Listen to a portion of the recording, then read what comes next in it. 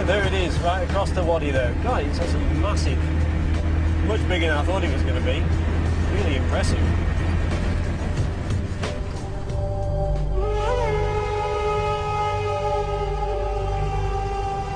We're really out in the sticks here. You've got this massive fortification. It sort of reminds one of the French Foreign Legion fortresses. Even half buried by sand, the scale here is formidable. The fort's gateways are heavily defended, and the 5-metre-thick walls are studded with large projecting towers. For an archaeologist interested in military fortifications, you can't get much better than this. Within these huge ruins, there are only tiny clues to the lives of the soldiers stationed here. There's a lot of ostrich eggshell beads here, whether the soldiers like to dress themselves up in beads, or whether it was the travellers passing through, or whether the soldiers lived here with their families. We just don't know. This would not be one of the best postings, I wouldn't have thought, in the Kushite army. It must have been an absolute desperate place to be. A far worse posting was to the front line of a war with Assyria. When Assyria attacked Egypt, Taharqa couldn't hold the line, and in a defeat that neither he nor Kush would recover from, Taharqa was driven out of Lower Egypt. Taharqa died in 664 BC, but not before building himself a magnificent pyramid across the river from Jebel Barkal.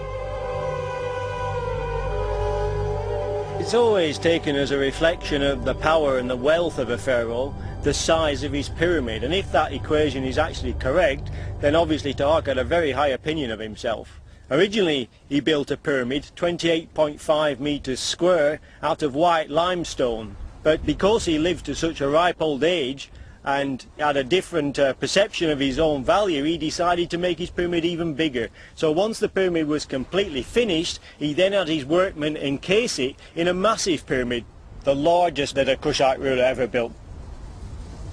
When Taharqa's nephew, Tanwetamani, became pharaoh, he described a vision in which the goddesses handed him Egypt's crown. In his first year as pharaoh, Tanwetamani defeated the Assyrians, but the dream couldn't hold. The following year, the Assyrians returned and drove Kush out of Egypt for good.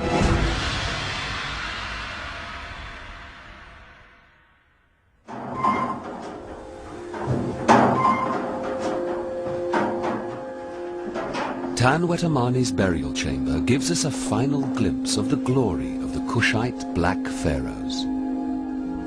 Here we see the king being escorted into his tomb by two gods. And the representation of the king is really quite fantastic. It's one of the two surviving paintings of a Kushite king that we have. And here we see all the classic Kushite royal regalia. The so-called cap crown with a double cobras or uraei over his brow, which symbolized his rule of Egypt and Kush.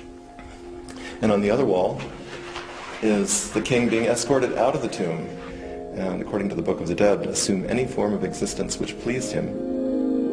This was an eternal cycle. The king was supposed to live this way forever. When Reisner excavated the burial chamber, he found it completely empty, long plundered of all the treasures Tanwetamani would have brought home from Egypt. The tomb is interesting because it's a classic example of a royal tomb of that day, and you can see that it's a miniature universe. Overhead is a starry sky, and the walls are inscribed with texts from the Egyptian Book of the Dead.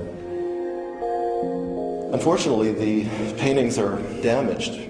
When we go over to the tomb of Tanwetamani's mother, we find an almost identical tomb where the paintings are very well preserved.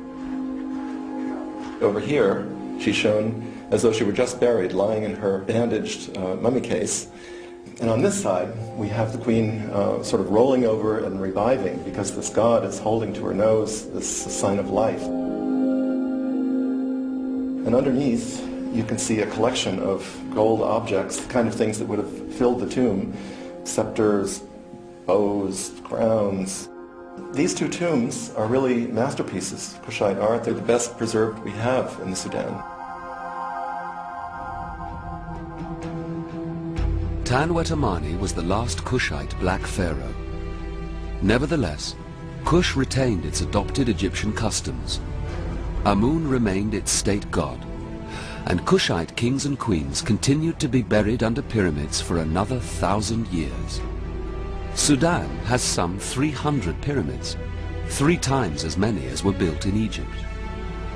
And Kush continued to be a thorn in Egypt's side. Its kings still aspired to be black pharaohs.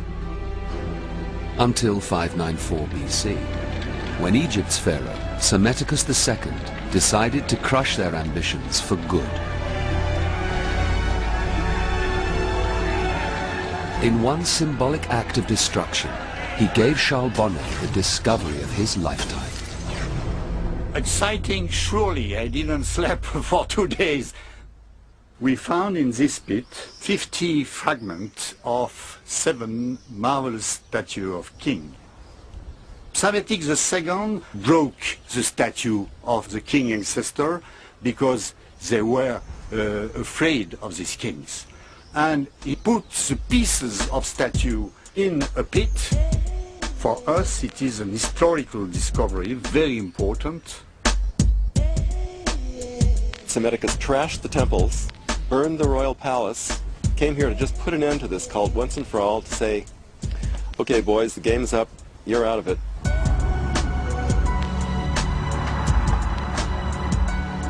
The move of the royal capital to Merowe marks the final stage of the Kushites' long journey, and of ours too.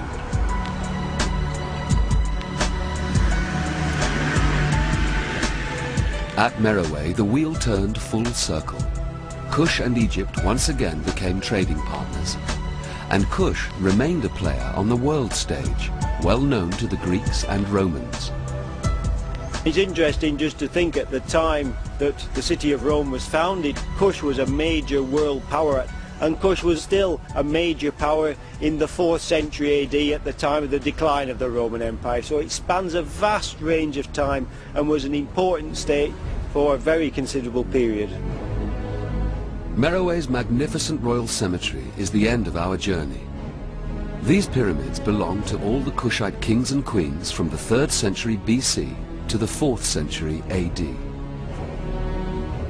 Just down the hill here are the latest royal tombs of the Kushite dynasty, over 1,000 years after the time of Pianki and Taharqa. Sudan has been totally eclipsed by Egypt. People think that Abu Simbel is the absolute limit of civilization up the Nile, but here there's untold riches.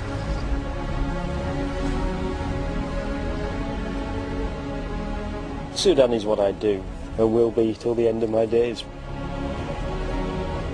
Merowe's pyramids are a lasting testimony to the glory of Kush, the land of the black pharaohs that history forgot.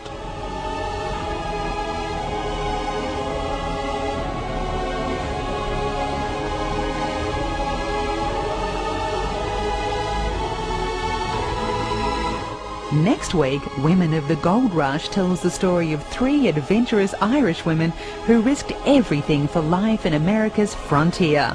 9:30 next Thursday night. Coming up, late edition news, then live from Abbey Road.